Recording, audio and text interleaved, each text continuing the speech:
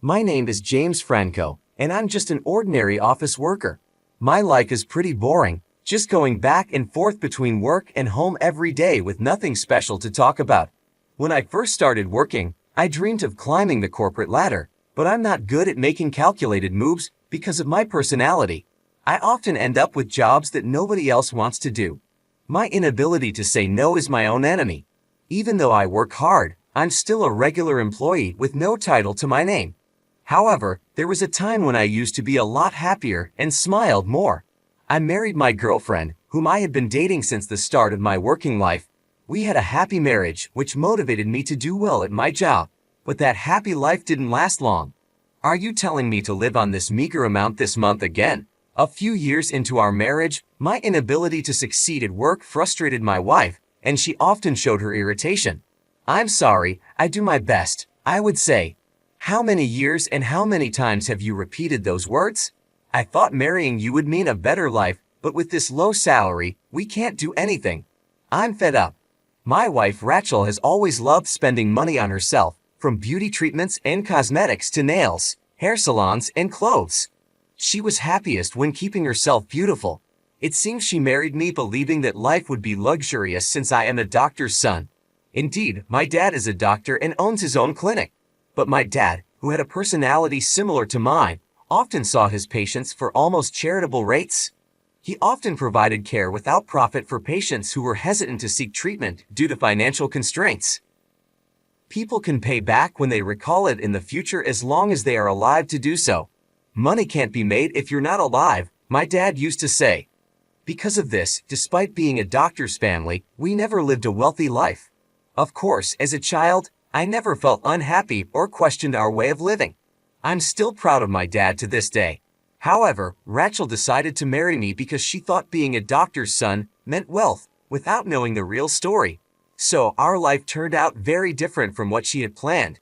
A few years later, Rachel said, "I've had enough. If this is all we can do, there's no point in being with you. Let's get a divorce." A divorce? Hold on, please, I pleaded. How many years do you think I've waited? I age just as much as you do. I need to redo my life while I still can. I definitely don't want to be a low-income wife like you for the rest of my life. With those harsh words, Rachel left, leaving only the divorce papers behind. I was mad at myself for not realizing Rachel's true nature and for not being able to prove her wrong with my job performance. 6 years have passed since then. I threw myself into work to heal the emotional wounds, but being not savvy, I still couldn't achieve outstanding performance at work, remaining a regular employee. If this continues, what Rachel said would turn out to be true. I feel utterly miserable. During that time, an envelope arrived in my mailbox. It was from Rachel. What does she want now? I wondered. Inside the letter from my ex-wife, who I hadn't heard from in a long time, was a wedding invitation. It seems Rachel is remarrying someone else. Why would my ex-wife send me an invitation? I thought. As I looked at the postcard, puzzled, I noticed a familiar chapel name written on it. This place, isn't it a super luxurious hotel? Knowing Rachel, she must have chosen a rich man to be her partner this time as well. I could easily guess that she intended to flaunt her happiness in a luxurious hotel wedding, just to show the difference between her life now and the life she had with me. I don't owe her to attend. I mean, I was the one who got dumped, but maybe for Rachel too, me not succeeding in my job was an unexpected turn of events. After pondering for a while, I sighed deeply and stood up from my seat. This is the last time. I guess I'll just go. I knew attending the wedding would hurt my pride, but I decided to go anyway. Despite everything, Rachel stayed with me for several years. I can somewhat understand her desire to show me that she's finally happy as a form of revenge. From an outsider's perspective, she might seem too kind-hearted. On the day of the wedding, the weather was perfect. I arrived a bit earlier than planned and, while sipping my coffee in the lounge, stared blankly out the window. It was her second wedding, so I recognized a few of Rachel's friends who I had met before. Unexpectedly, I overheard a conversation from the seat next to me. Rachel did an amazing job to get this wedding, didn't she? One person said. Yeah, it's in a luxury hotel this time. It's a level up from the first one, another replied. She used to complain that her first husband was a doctor's son, But when she found out he was just an ordinary office worker without money, it was really unexpected, wasn't it? Hearing them talk without realizing I was there, I felt a sharp pain in my heart. So Rachel never really liked me for who I was. I realized that when we got divorced, but hearing it from someone else made it even harder. Before she divorced her first husband, she had already set her sights on her current husband. They continued. Really well done, Rachel. Well calculated. I couldn't believe my ears. So, Rachel was already in a relationship with her current partner before she even divorced me. My pride was shattered to pieces. She looked down on me so much, but she was the one cheating. I started to regret even being there. Trying to maintain my composure, I took another sip of my coffee, but my hand was shaking. Rachel appeared in front of me, all prepared to move to the bridal room. You really came. You're really a good person, right? She said, sneering at me. Trying to hold back my anger, I responded, well, consider it my last duty. Glad you could find happiness. I forced a smile. Not liking my attitude, Rachel continued to belittle me. Isn't it wonderful? It's incomparable to the time with you. Here's a share of happiness for the poor bachelor. Be grateful, will you? She laughed sarcastically. Just then, a refreshing-looking man spoke to her from behind. It was the groom, her new husband. Rachel, it seems like the relatives have gathered. Let's hurry to the bridal room. Her husband Scott glanced at me briefly and gave a slight nod. I nodded back reflexively. Perhaps the groom didn't know Rachel had invited her ex-husband to the wedding. There's still some time before the ceremony, so please make yourself comfortable, Scott said with a pleasant smile as they were about to pass by me. At that moment, an older man following the groom spoke to me. Excuse me for asking, but may I have your name? Dad, what's wrong? Scott asked. Nothing, just curious, the older man replied. Feeling uneasy under the groom's dad's serious gaze, I responded, my name is James Franco. Franco? Is your father a doctor by any chance? The groom's dad suddenly seemed frantic. Staggering a bit under his intense presence, I nodded. Immediately, the color drained from his face, and he raised his voice. Scott, the wedding is off right now. What? What are you talking about, Dad? Scott exclaimed. Caught off guard by this unexpected turn of events, I hurriedly stood up from my seat. No, I didn't do anything, I said, still in a state of panic. The groom's dad began to prostrate himself at my feet. People around the venue started to murmur and stir. Dad, what are you doing? No, really, what? Scott urged his dad to lift his head, but he stayed bowed down, pressing his forehead to the floor. I was completely lost and had no idea what was going on. Rachel, caught in this embarrassing situation, turned red with anger and started to lash out. Can we just talk about this? Lift your head, please, I said, trying to calm the situation. I persuaded the groom's dad to lift his head, and he began to plead for forgiveness, tears in his eyes. I'm begging for your forgiveness. I've been unfaithful to Dr. Franco, he said. It seemed that the groom's dad, Gary, had some past connection with my dad. To understand the truth, I listened intently to Gary's words as he began to speak hesitantly. Gary was a fellow doctor like my dad. The story dates back to my early childhood when Gary was still a trainee doctor at the hospital where my dad had just started his own medical practice. My dad was known for his skills at a well-known university hospital. Gary, who was a student at the Associated Medical School, looked up to him. He volunteered to train at my dad's hospital and learn various techniques. One day, Gary's wife gave birth, but the baby was found to have a serious heart defect. The heart surgery needed was risky, and the chances of survival were slim, which made the other doctors hesitant to perform the operation. Desperate, Gary consulted my dad. My dad agreed to help and successfully performed the heart surgery, saving the baby's life. However, the medical expenses for the baby's condition were very high. Gary, being a trainee doctor at the time, couldn't afford to pay it all at once. With tears streaming down his face, he bowed deeply and asked my dad if he could repay the amount in installments. My dad just laughed and shook his head. Someday, when you become a great doctor and have the time to remember me, come back and repay me then.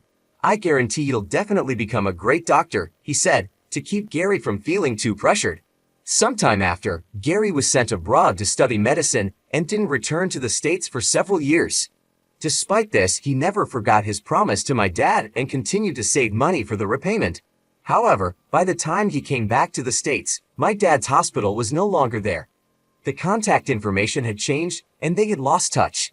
Not being able to repay the money had always weighed heavily on his heart, and he had lived all those years without being able to do anything about it. Today, he happened to see me at the hotel and was shocked. He said I looked just like my dad used to. "I'm truly sorry. Please, I'm begging you, let me meet your dad in person and apologize to him," he said, feeling Gary's intense emotions. I responded calmly, "That sounds just like my dad, but he passed away 5 years ago from cancer." Hearing the news, Gary stood there in a daze. "No way," he whispered, shocked. "Yes," I said softly, "he passed away just like that. Until then, he had been moving from one clinic to another. He was a wonderful doctor, always considering his patients until the very end." Kneeling on the floor, Gary broke down in tears. "Dad, this isn't the place," Scott said, trying to calm his father. "That scar on your chest, that's proof that Dr. Franco saved your life."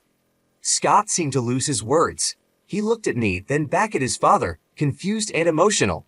"You're able to have a wedding ceremony and be here today all thanks to Dr. Franco," Gary said, his voice shaking.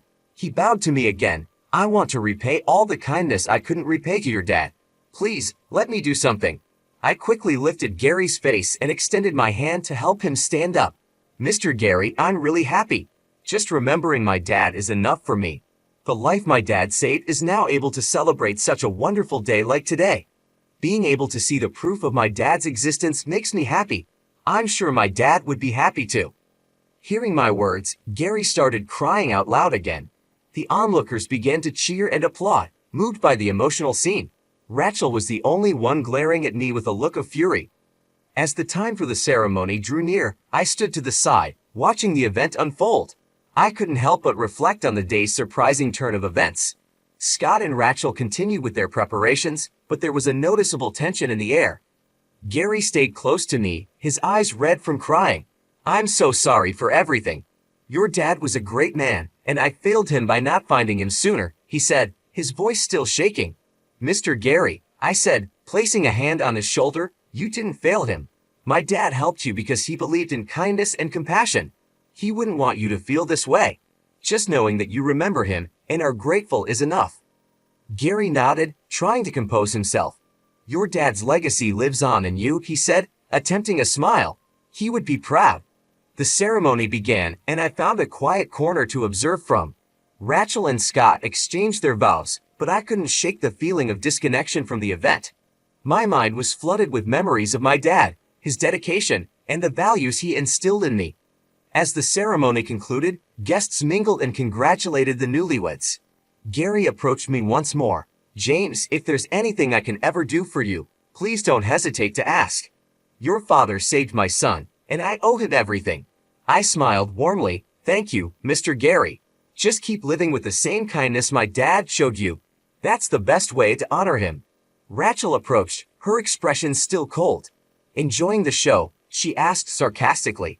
I took a deep breath. "Rachel, I didn't come here to cause trouble. I came to pay my respects and to wish you well." She scoffed. "Well, mission accomplished. Now you can leave." I nodded, understanding her anger but feeling no need to respond further.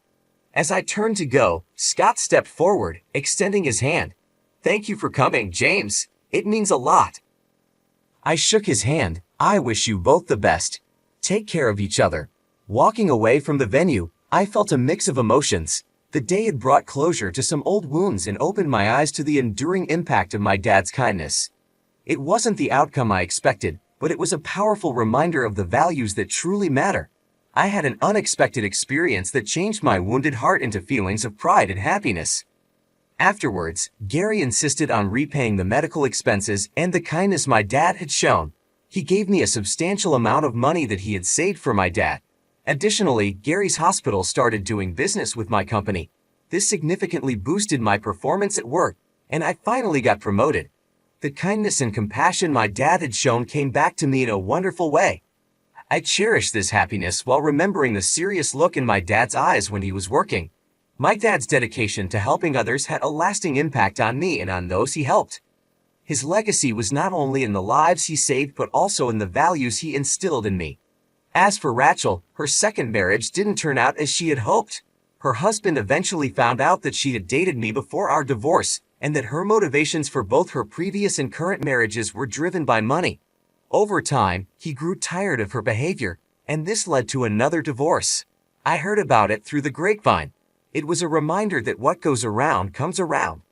Living by my dad's example, I believe that even if something doesn't benefit me directly, it can still bring happiness to someone else. This belief guides my actions every day. Today, I saw someone smile, and just knowing I contributed to that happiness reassures me that my life is heading in the right direction. Reflecting on these events, I realized how much my dad's principles had influenced my life. His approach to helping others without expecting anything in return had come full circle. The money Gary gave me was a tangible reminder of my dad's generosity, but even more valuable was the recognition and respect his actions had earned. At work, my newfound success wasn't just about the promotion. It was about knowing that my dad's legacy had indirectly contributed to my achievements. Gary's hospital partnering with my company was more than a business deal. It was a testament to the long-lasting effects of kindness and integrity. Rachel's situation served as a contrasting lesson. Her focus on material gain led to temporary happiness, but ultimately resulted in loneliness and loss. It was a stark reminder that true happiness and fulfillment come from genuine connections and helping others, not from selfish pursuits. Every day, I strive to live by the values my dad taught me. I take pride in helping others, knowing that even small acts of kindness can have a profound impact. Seeing the smiles of those I help is more rewarding than any material gain. It reassures me that I am on the right path, one that my dad would be proud of. My journey from a wounded heart to a place of pride and happiness has been shaped by the lessons my dad imparted. His life was a beacon of compassion and selflessness, and I aim to follow in his footsteps. The unexpected twists and turns have only reinforced my belief in the power of kindness. As I move forward, I carry with me the memories of my dad's dedication and the impact he had on others. His legacy lives on not just in me but in everyone who experienced his kindness. Each day is an opportunity to honor his memory by continuing to spread happiness and support to those around me. In conclusion, the experience with Gary and the changes in my life have shown me the importance of living with integrity and compassion. My dad's influence continues to guide me, and I am committed to making a positive difference in the world, one act of kindness at a time.